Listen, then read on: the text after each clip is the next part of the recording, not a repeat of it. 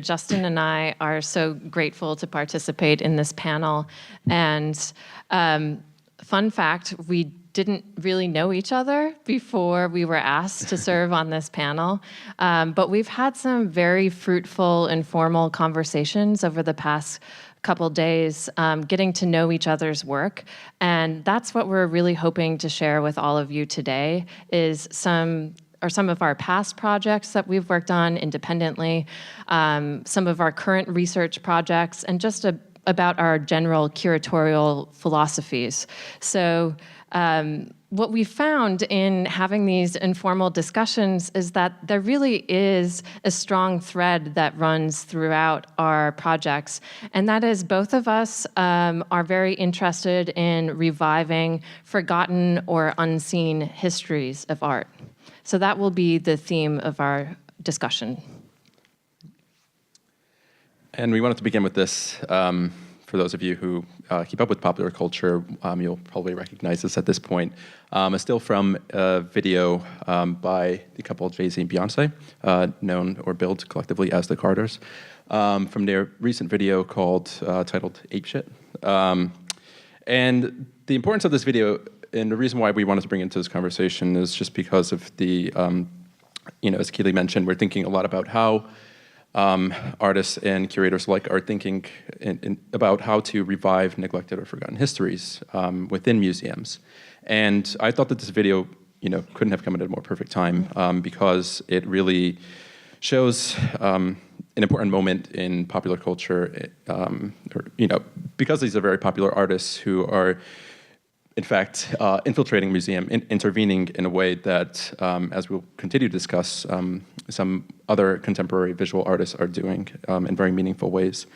And I just wanted to talk a bit about the video. So essentially, it shows the two artists and a whole troupe of dancers within the space of the Louvre and their galleries, and also in the outside plaza area. And anybody who knows the Louvre will recognize Impey's great glass pyramid.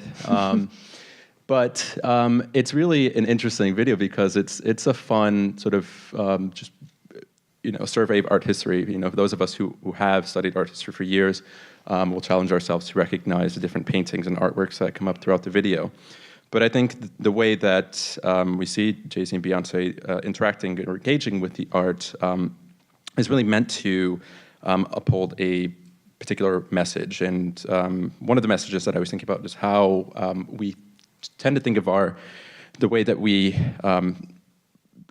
behave ourselves within museums as having to conform to a particular set of standards, in terms of how we interact with the art, distance we maintain from the art, and the way that we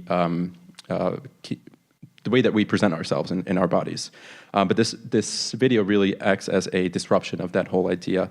And I think that what it really does effectively is it foregrounds the sort of exploitative history of empire, and you can get a sense of that show with David's painting of Napoleon crowning his wife, whose name I believe was Josephine. Yes, that's right. And the way that this disruption occurs is effectuated through dance and through vocal expression. And you see in the bottom image there that Keely just pointed to, Beyonce and her line of dancers all dressed in these flesh tone leotards. These women who are of all different skin colors dancing in front of this great canonical painting of Western art. And the meanings there that are implicit in there are manifold, I believe. But I think that what's most important are the questions that it brings up, and some that I was thinking about specifically was how do such interventions call attention to belonging or ideas or feelings of belonging in museums? And who is qualified to appreciate or even dictate what is considered beautiful or what is considered art? And we can just go to the next slide. Right. And this, of course, is a question that's been addressed in a number of museological studies. And here, just giving you a quote from, it's actually a very, very commonly quoted passage from Pierre Bourdieu and Alain Dabel's book about the love of art. And so historically, museums have decided who is included and who is not. And I think that what this this passage in particular brings out is the idea that museums, or the true function of museums, has always been to, as it says here, to reinforce, or for some, the feeling of belonging, and for others, the feeling of exclusion.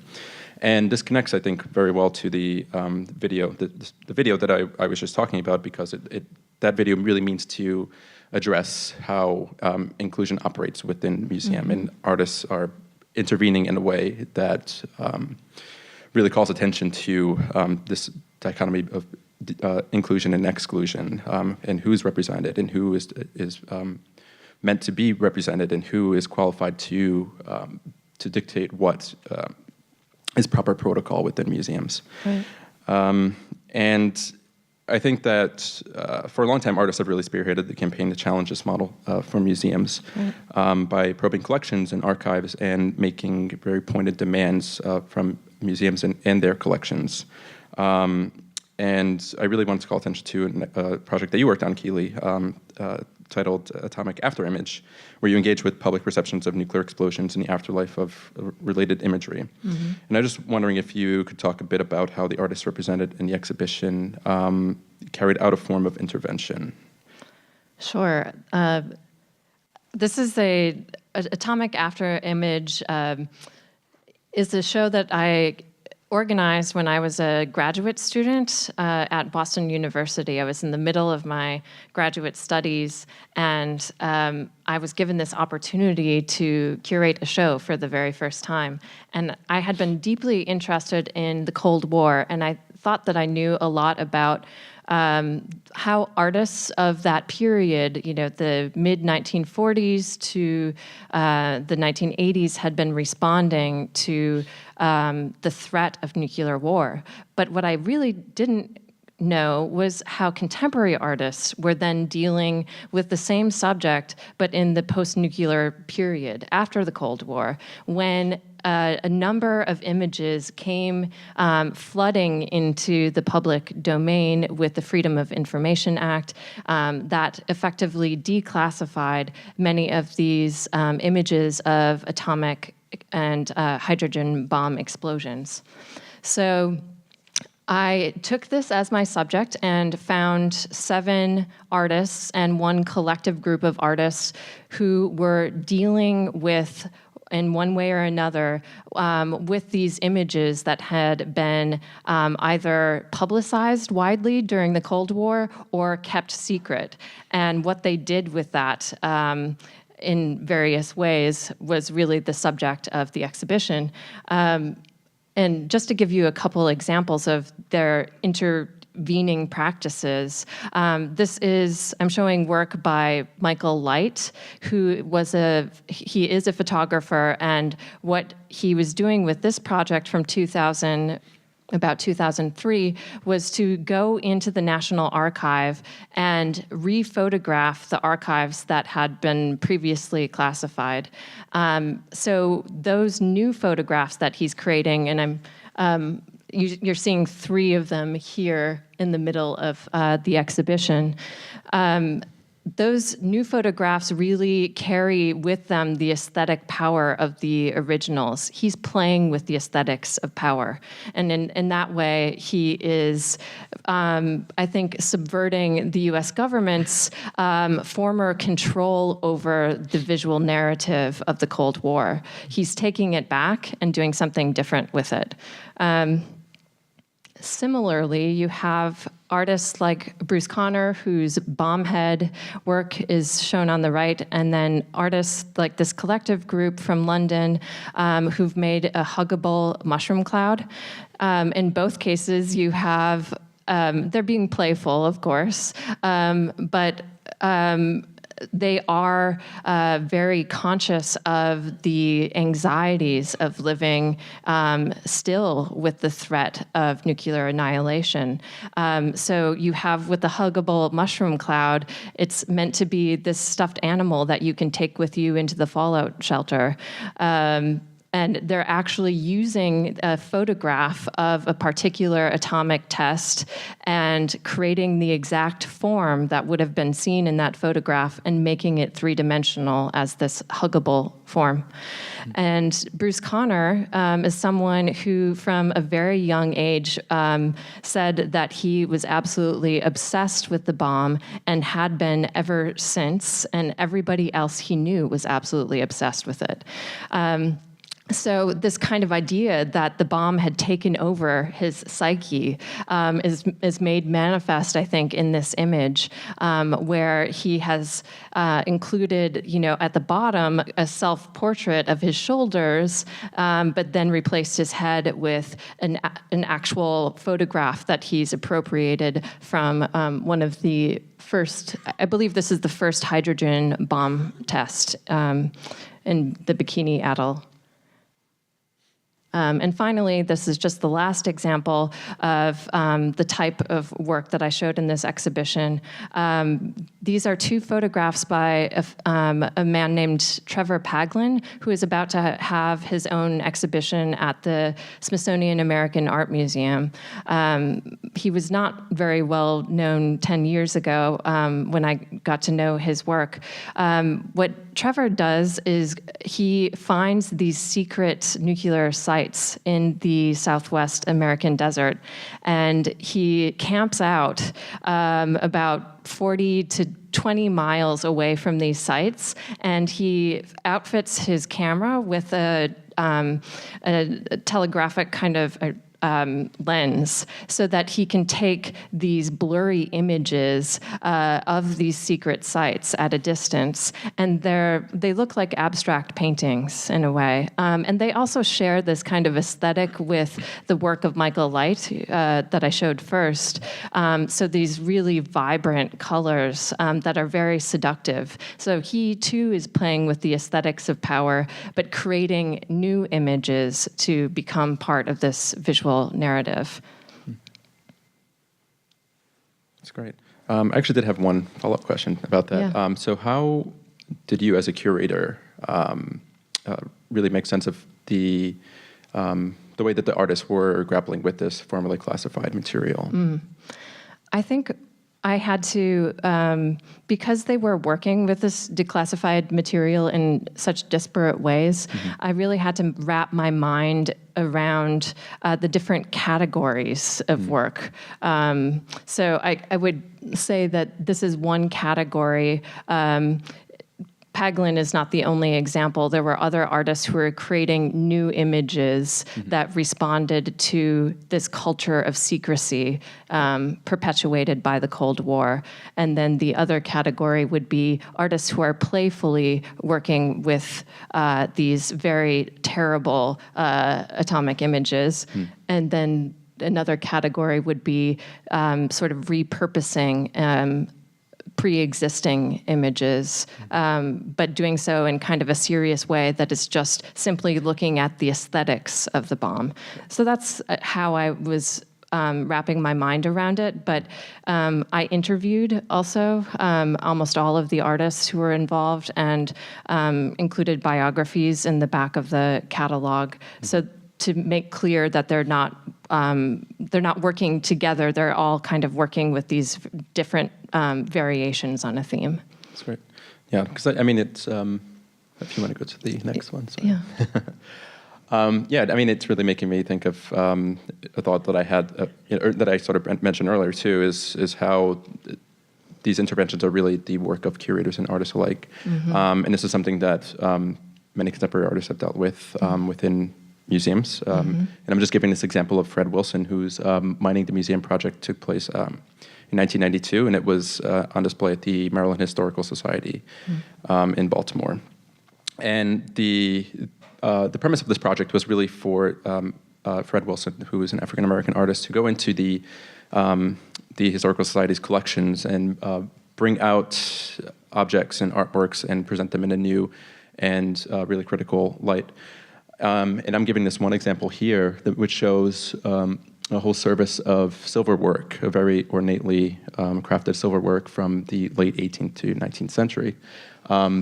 and that's paired with iron slave shackles, and so it's really placing these objects within a particular historical moment. These were objects that were used and also created at the same moment, and this type of work, I think, is important because it aims to really give a voice to the silences, and again, to borrow your term, the sort of aesthetics secrets of power. Yeah, and the aesthetics of power, and really challenge that model within museums.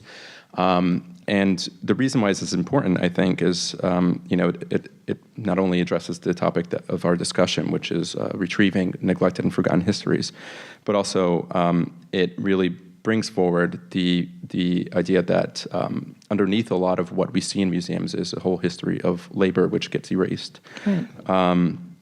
And of course, this is the model that Fred Wilson's using was used by other artists before this moment. And I've thought about Andy Warhol's Raid the Icebox from 1970, which was a moment in which this very well-known artist went into museum collections and brought out a number of items and artworks and intended to present them in a new way, sort of disrupting the traditional model and methods of displays that have been used in museums up until that moment. And I've really been thinking a lot about how words like mining and raiding really seem to be a common sort of common language that gets used in these types of projects. Right. And I think that what they're implying essentially is a sort of taking through some force or destruction, and it makes us wonder what is being removed and what is being destroyed.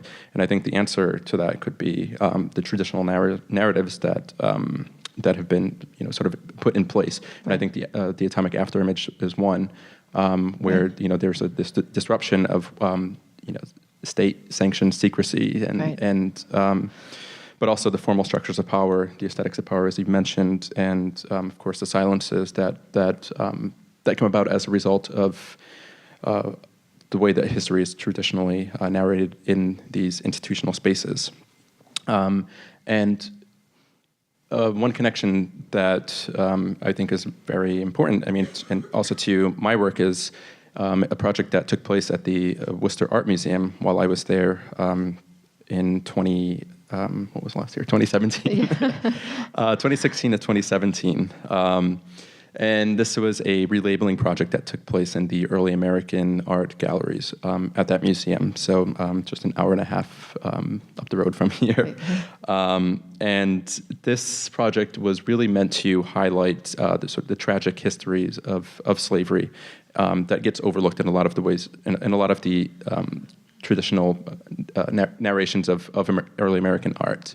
And so I think that this project really serves as an example of a small but critical intervention that really makes a profound impact on the museum's method of displaying or the stories that really get told. And if you want to go to the next slide. Yeah. Could you talk a little bit about how this relabeling project came about? Sure. Yeah. It was actually... I will talk a bit about this later, but I worked on a project there in 2016, which was really anticipating the upcoming presidential election.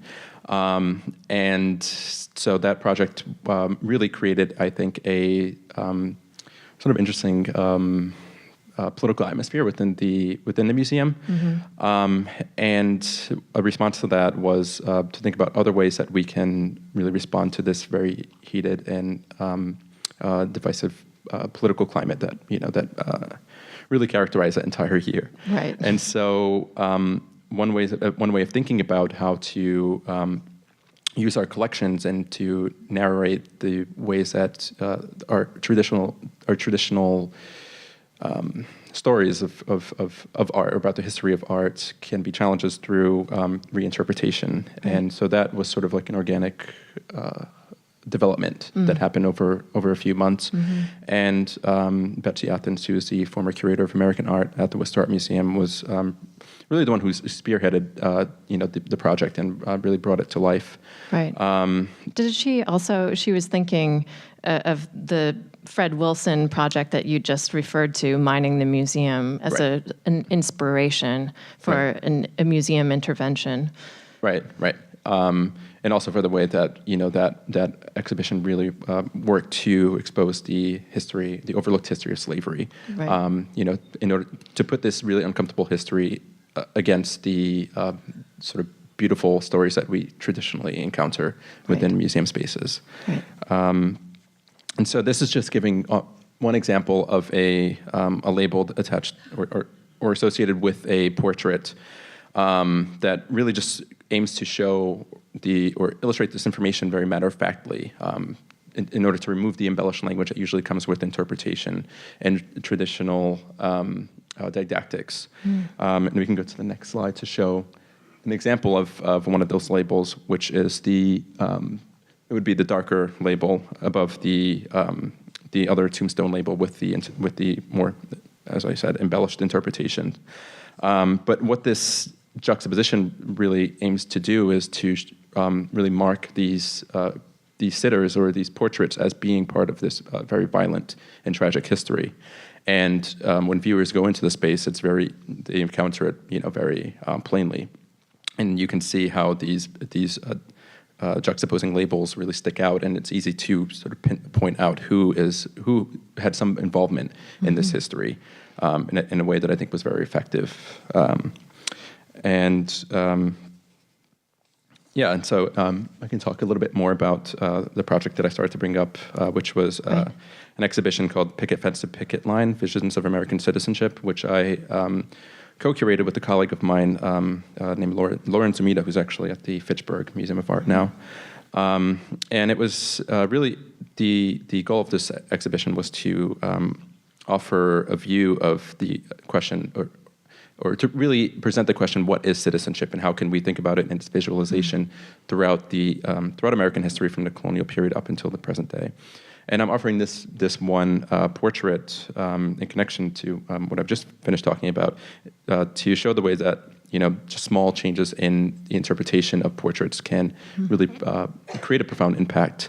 And this one, just adding talking about the sitter's connection to the history of slavery within the United States, within the last clause of the final sentence, I think was one way to really tear the whole model apart that had been part of the early American galleries up until then. Right. And based on what you've told me, I think you're being modest right now, but sure. I think this exhibition project Justin is referring to came before the relabeling project at the Worcester Art Museum. So this label, which Justin wrote or helped to write, was part of the impetus behind the entire relabeling project of the reinstallation of the American art, in the installation of the American art galleries. Yeah. I mean, because, as I started to mention, it was just one example of a way that, we can use objects or artworks from the permanent collection and reinterpret them with just adding a simple sentence at the end. And this had previously been in the same galleries as the other portraits, which now have been part of this whole relabeling effort, was brought into this exhibition because of its really how plainly it spoke to the history of citizenship and its relation to ideas of possession and enfranchisement, and also access, which again ties into some of the themes that we brought up in relation to museum work. Right. And just a few installation shots to show you really how the space was set up, and to show you the portrait of Major General Pinckney there on the side. And what we did was we brought in a number of works from the permanent collection. Just to give some background, I should backtrack a little bit. It was a project that was conceived in a very limited time frame and a very limited budget. So we were mainly restricted to the permanent collections, and we had maybe, I think, 5 months or so to really devise this project and bring it to life. And so a lot of what happened ultimately, and what it came down to, what was, I think, was most decisive in the end, was how we decided to interpret the individual artworks. And so this shows how the interpretation that curators do and the use of labels is really important, because I think that it really does shape viewers' ideas or opinions about art in museums. And we got actually we did offer the opportunity for visitors to provide some feedback, and there was very positive feedback. There was some very critical feedback as well. Right. But a lot of it ultimately rested on this idea of like how we decided to interpret rather than the individual objects and artworks that we chose to display. Right.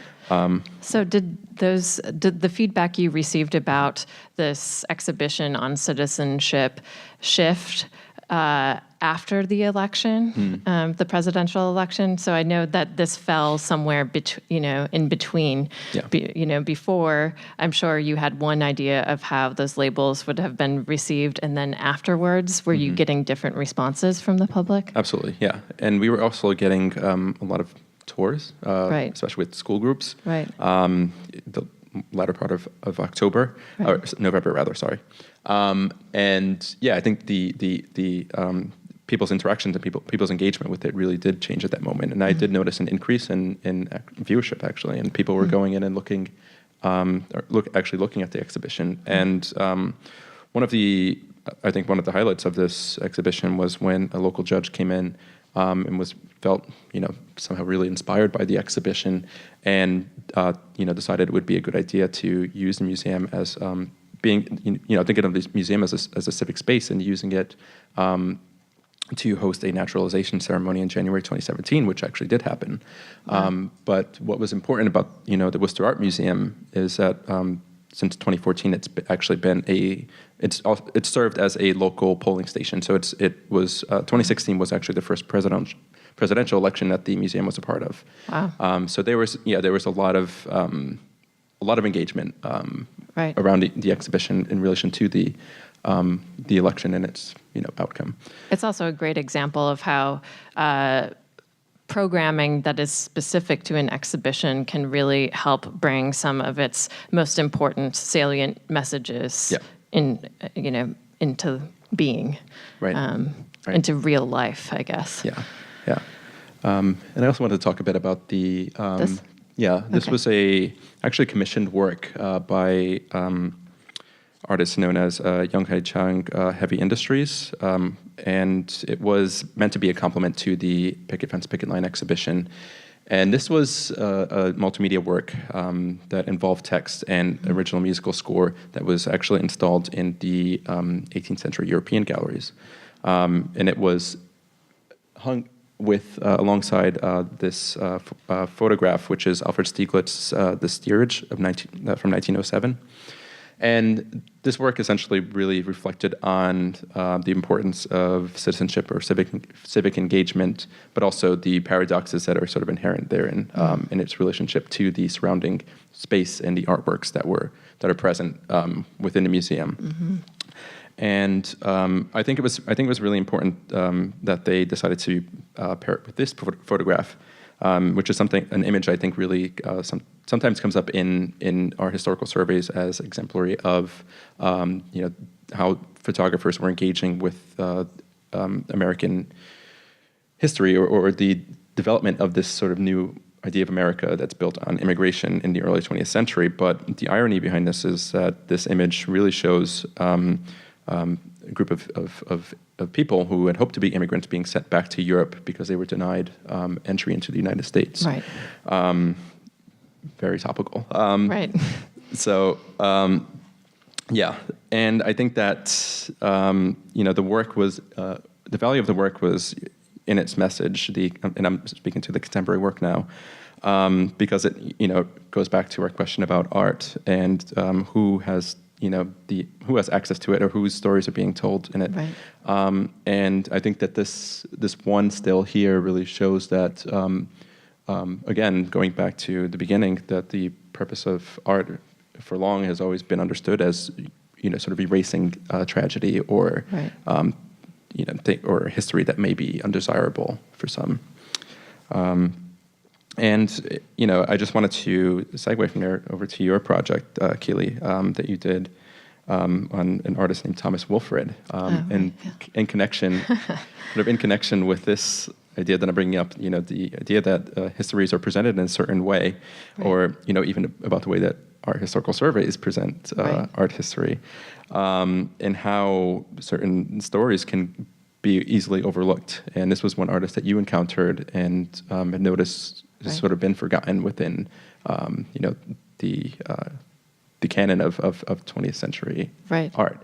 And I was just wondering if you would could talk a little bit about this project, and how you came to really, bring it to the world. Yes, yeah. Well, that's an exciting story. So this is a show that I organized for the Yale Art Gallery and the Smithsonian American Art Museum in 2017 and just peaked into 2018. But it's a story that goes back to 2008, and remember that was the moment that I had organized Atomic Afterimage. At that, within a month or so of that show happening in Boston, I came here to start work at the art gallery, and I was a curatorial fellow, the lowest person on the curatorial totem pole. And I was then asked by the curators in my department if I would accompany a man who had asked to see our 3 works in our collection by Thomas Wilfrid. And the curators didn't know what he was talking about, because no one had really paid attention to those 3 works when they entered the collection in 1983. They had been languishing in storage. So I went to storage with this man who turned out to be a collector of Wilfrid's work. And I was new, and also our chief objects conservator, Carol Snow, was brand new, and we were very vulnerable to suggestion at the time.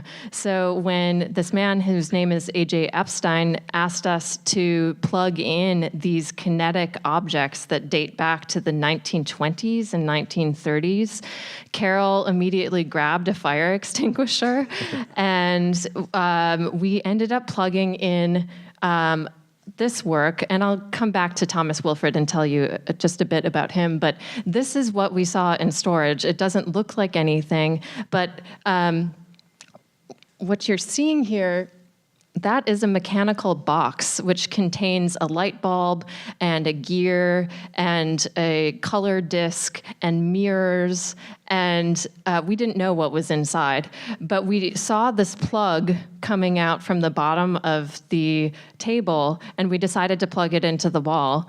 And what we saw was this: the ceiling transformed into this swirling vortex of colored light.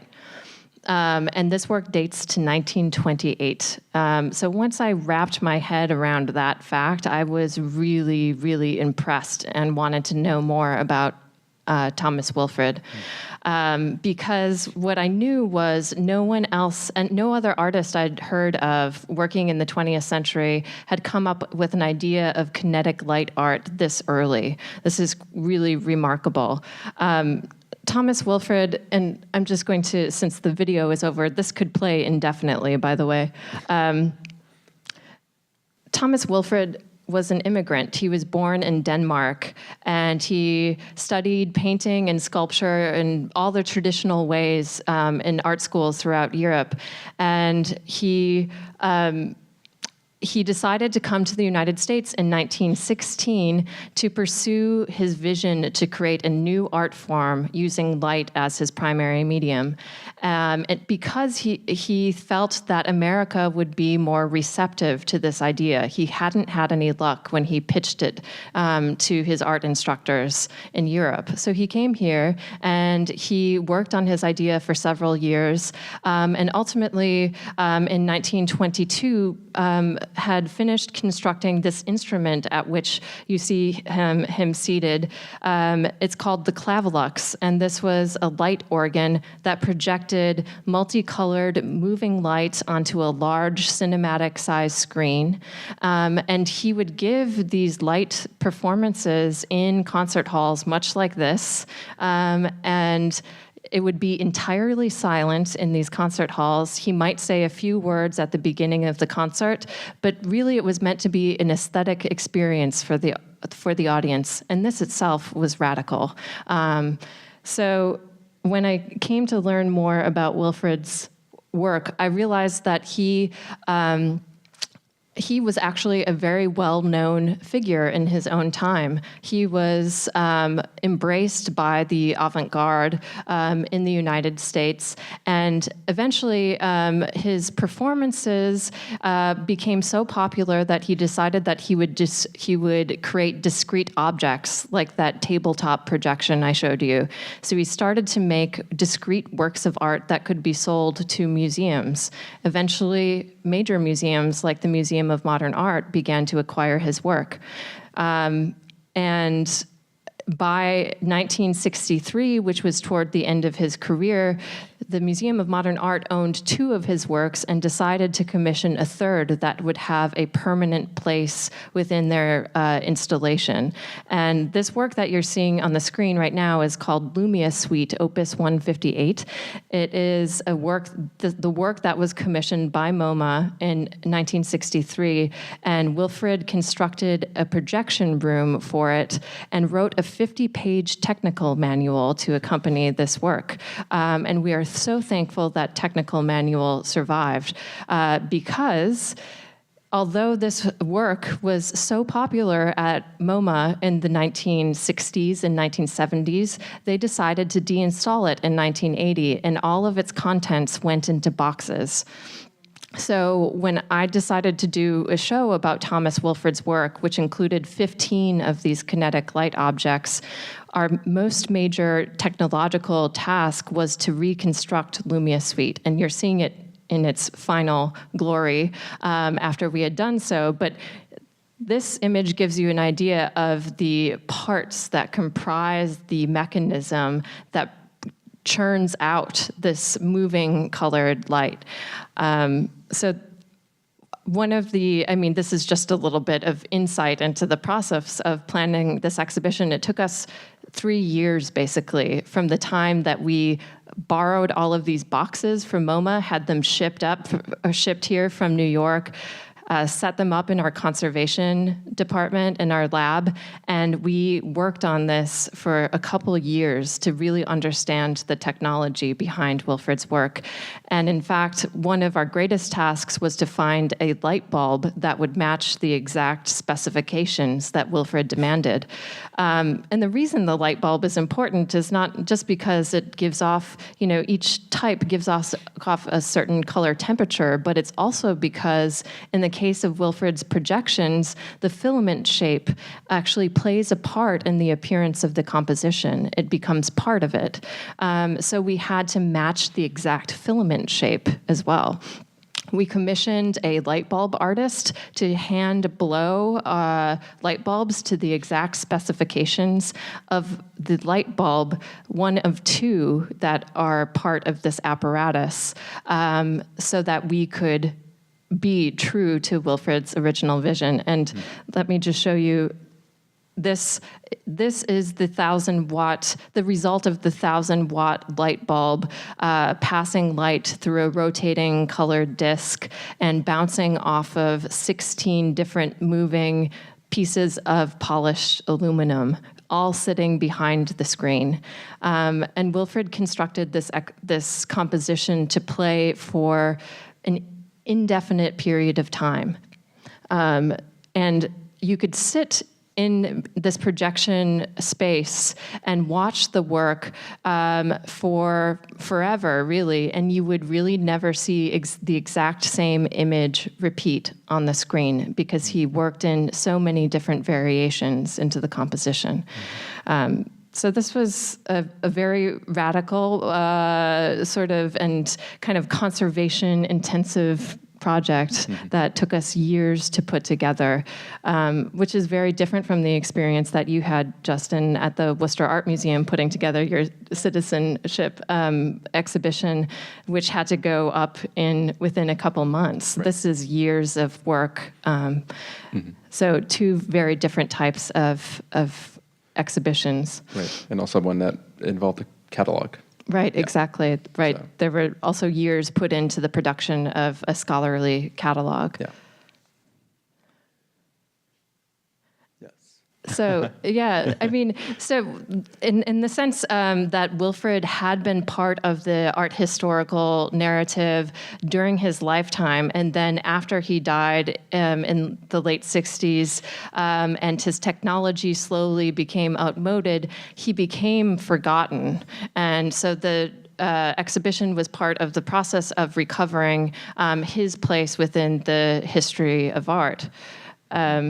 So I wonder if you could talk about that process of being on the other side of an exhibition rather than, so in the case of the Lumia exhibition of Thomas Wilfrid's work, I sent that exhibition to another institution and they had to grapple with how to display it in their space.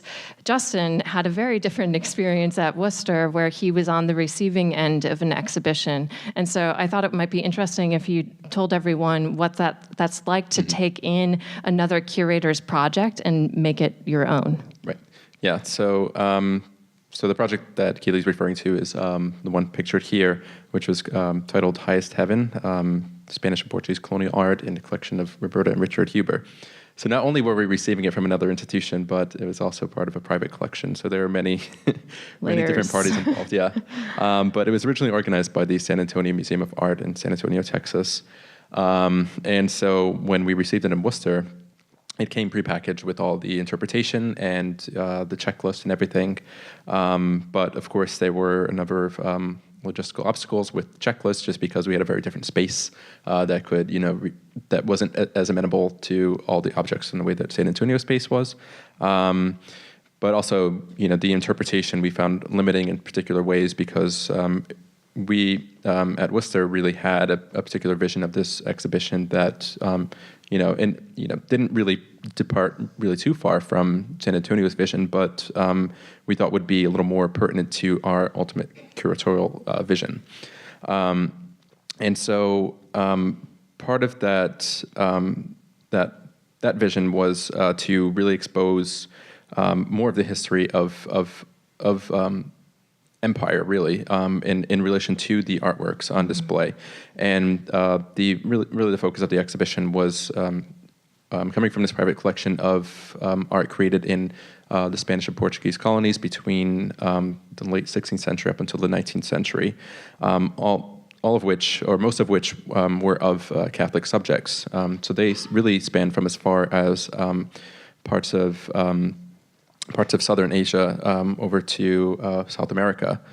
And so the way that we sort of got around the limitations of the interpretation was to introduce, just a few changes to the existing interpretation, but also to add some objects from our own collection that we thought would speak well to this, to some of the omissions that we saw in the way that the exhibition came to us. And just a couple. These are just a couple more installation shots, just to show you the variety of the works that were in this exhibition. But if you want to go to the next one, I can talk a bit about this work, which was actually in the collection of the Worcester Art Museum, and in a similar way to the Thomas Wilfrid, is something that we just happened to come upon in storage, sort of forgotten and neglected for decades, really. And it's a late 18th century sculpture depicting the Christ child by a South American artist named Caspicara. And it had been at the museum since, I believe, 1965, and really effectively had been in storage since then. But the reason why it was so important was, one, because it was really the only example of South American sculpture that was in the museum's collection, but also because, as you can see in the image on the right, it was signed, and that's also a very rare, a rare find within the history of colonial Latin American art. One of the challenges with the Highest Heaven exhibition was that a lot of the artists and artisans had been left anonymous, and this is really a unfortunate part of the history of this art. Whereas at the same moment we see in Europe, in Spain and Portugal and other parts of Europe, artists are acknowledged and do we to this day still have the luxury of having being able to depend on authorship in artist names.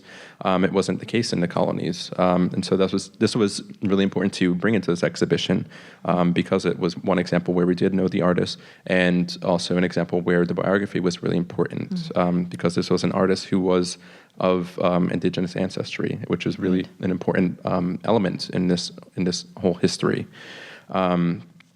We can say, we can postulate that a large portion of the artists who had created the paintings and sculptures in the High 7 exhibition were also of indigenous ancestry, but they sort of get left out of this history. And so this sculpture really became a personal project for me since I arrived there in 2015, and we found it soon after I had arrived, and it really became a subject of interest in terms of research. And ultimately led to me actually teaching a class at the museum about colonial South American sculpture. Yeah.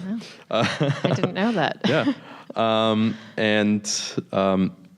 But also, having the High 7 exhibition come up shortly after was like very serendipitous because I could find a way to actually bring this sculpture into the galleries for once. Right. And it eventually made it into the galleries, and there were discussions had shortly after about how to include it within the permanent collections, within the permanent displays that in the galleries. And this is, there were a lot of sort of curatorial debates that, over the course of a few months about whether it belonged in the American art galleries, since it comes from the Americas, right, or if it should go into the European art galleries because it might speak better to the artwork in the European galleries, just given its subject matter. And ultimately, it was decided that it would probably be best to put it in the European art galleries, which is usually... How do you feel about that? I mean, I think, I don't know. I thought... I'll admit I did think that it was the right fit. Just given the subject matter, we didn't really have any examples of Catholic American art. Otherwise, besides a few colonial Mexican paintings, which were also left in storage, but that's a different subject. But I think that it also brings in an interesting point about the struggles that curators face in claiming ownership over individual objects, right, that could easily fit into here or there. Right. And I don't know, I mean, this is sort of just an aside, but like I'm sure you've experienced this as the curator of American art, where, there's the cutoff period for what's considered American and what's considered modern contemporary is sort of blurry. Yeah, that's true. I mean, I'm actually, in spite of my, the first project I showed you of Atomic Afterimage, here at the Yale Art Gallery, I'm one of two people responsible for the historical American art collections, which end about in the mid 20th century. So I'm not really a curator of contemporary art by any stretch, though I have an interest in that area. Yeah, and I wanted to actually just backtrack a bit from that, because I think that is important insight, just thinking about the nature of curatorial work, but also going back to an earlier point that I made about the sort of labor that goes into the work that we do as curators. Right. This being one example where, this was a very sort of obscure work, and thanks to the signature, we were able to know who the artist was and find out a bit more about the artist, which shows the value of biography and archival work. And I know that you've also have dealt with similar things in your current work. Right. This is the example that Justin is referring to. This has been. This is a miniature portrait that our department acquired in 2016, and it was accompanied by not much information at all. We knew that the sitter's first name was Rose, but we weren't sure of her last name. But there was a letter that accompanied the miniature when we acquired it, and that letter was written by the family with whom Rose had lived, and it spoke of details of her life, that since then I've made it my project, my research project, to find out more about Rose's biography. I think the biographies of individuals they tend to be overlooked in the traditional history of art. It's very important to me that even with this small object, that we really find out who Rose was. And so we have been able to find out some details about her life. She was born into slavery in 1771 in Cambridge, Massachusetts. She was then owned by a second family, the Prentice family in Derry, New Hampshire. She was subsequently freed in New Hampshire and at some point took on the last name Prentice. So her name, I believe, is Rose Prentice, and she lived as a free woman in Boston for the last decade of her life.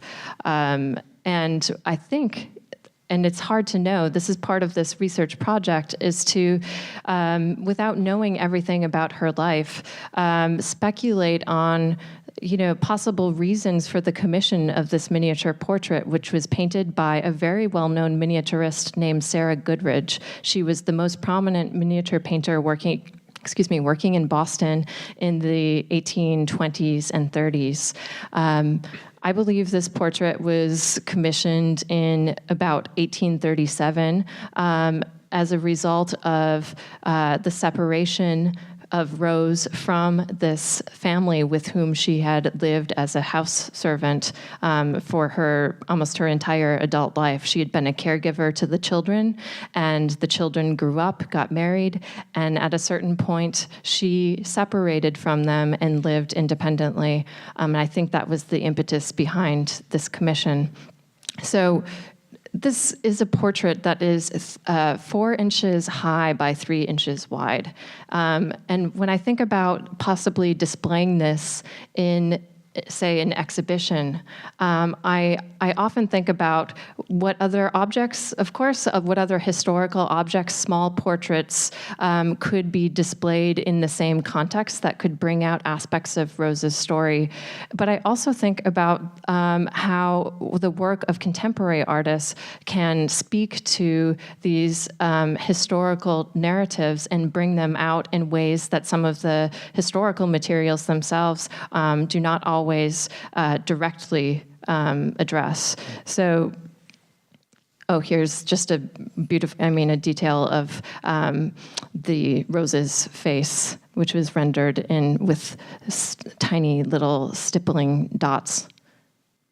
I think of the work of Lorna Simpson, for example. This is Lorna herself talking about her work called Please Remind Me of Who I Am, from 2009. And it's a project that involves found images of women of color that she found in thrift shops.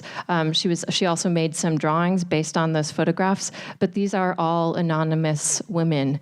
And so in a similar way that I am thinking about the commission, the impetus behind the commission for the miniature portrait, Lorna Simpson herself, with this project, is wondering about and interpreting herself the reasons that these photographs were taken. Were they taken for loved ones? Were they mementos for the sitters' families? So I'm interested in that dialogue and what contemporary art can do to highlight some of these themes that I'm finding in the miniature. And this is an example of your recent research. Do you want to talk about this? Yeah, and I think that it really speaks well to your project on the miniature, because it brings up the question, like, who is a portrait really meant for? Mm-hmm. And that's one example that sort of disrupts our conventional idea of portraits as being meant for the sitter. Right. But here's an example where you have somebody being portrayed for somebody else. Right. And I think that the way that it speaks to my own research interests in early modern art, I'm giving 2 examples here. is a way that that Black figures in particular are portrayed in early modern art more as an affirmation of someone else's identity than as an affirmation of their own identity. Mm-hmm. And I'm just showing two examples here, which are both Dutch. On the left is a portrait of a man named Jan Valkenburg, who was a director general of the Dutch Gold Coast in the 17th century. So he's appointed by the Dutch West India Company, and he's portrayed with a Black servant holding a medal, which shows the fort that's also portrayed in the background. And on the right here is a painting by Julian van Streek, who is a Dutch artist, who did a number of still lifes like this one. But here we see this painting depicts also a Black figure, sort of acting as more of a decorative element than as meant to display any sense of his individuality. And so I think that works like these really bring up the question of like who is really meant to be portrayed, whose identity is meant to be affirmed here, and can we consider these portraits, and how do we go about doing that? So I mean, it really brings in a lot of complex methodological questions, but I think that some ways to resolve this, one way that you're doing it is by going to the archives and looking in and finding materials that can really help us uncover the identity of this person. Right. But I think another way that it's been happening, work of contemporary artists more recently has been to create sort of a fictive or imagine identities for people in paintings. Mm-hmm. And here's one work by Titus Kafar at the New Britain Museum of American Art that does just that. And it gives agency, it gives autonomy to the Black figure in the painting, mm-hmm. while removing the identity from the what's called the unknown gentleman, who's sitting to his side. And I think that, these are important interventions, and it goes back to what we were talking about earlier, how are artists and curators really responsible for this work. And I think that, some of this work still remains to be done, and some of the questions still remain unsolved, but I think that meaningful work continues to be done. I agree, and we're going to end here with this image and open it up to questions.